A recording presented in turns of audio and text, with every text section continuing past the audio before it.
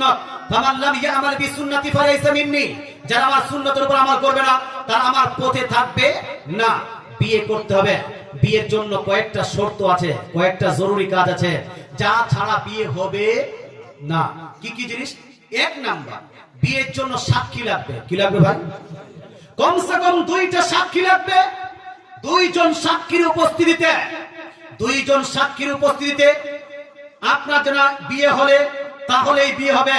আর যদি সাক্ষী না রাখে, সাক্ষী না থাকে, মেয়ে আর ছেলে বাস বাড়িতে গিয়ে লুকিয়ে লুকিয়ে যদি বলে আমি তোমাকে স্বামী হিসাবে আর তুমি আমাকে স্ত্রী হিসেবে কবুল করে নাও, ইজাব কবুল হলো, সেই কিন্তু ইজাব কবুলে বিয়ে হবে।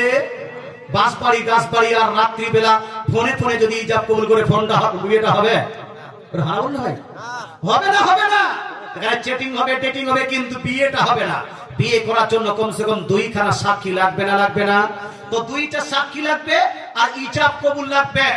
মেয়ে এবং ছেলের সম্মতি কবুল করা, বিয়েকে গ্রহণ করা, যে আমি তোমাকে স্বামী হিসেবে কবুল করলাম, উনি বলে আমি তোমাকে স্ত্রী হিসেবে কবুল করলাম, এই বিয়েটা আমি কবুল করলাম বা অনুমতি দিলাম, ওই অমুক মেয়েটাকে আমি স্ত্রী হিসেবে, নিজ স্ত্রী হিসেবে কবুল করলাম।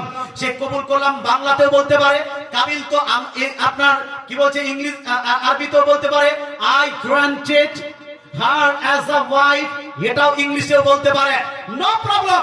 যেই ভাষাতে বলুন, ফেলে মাজি পাস্ট টেন্স হিসেবে বলবে, বিয়েটা হয়ে যাবে। তো একটা হলো সাক্ষী, দুইটা হলো ইজাব কবুল, এটা শর্ত। আর বিয়ের জন্য মোহরানা হলো ওয়াজিব, জরুরি। কথা বুঝে গেল? মোহরানা, এই অনেকগুলো জায়গাতে বলছে মোহরানা কোনো প্রয়োজন নাই, বাধার কোনো দরকার নাই, মোহরানা দেওয়ার কোনো দরকার নাই, এ তো ফ্রি।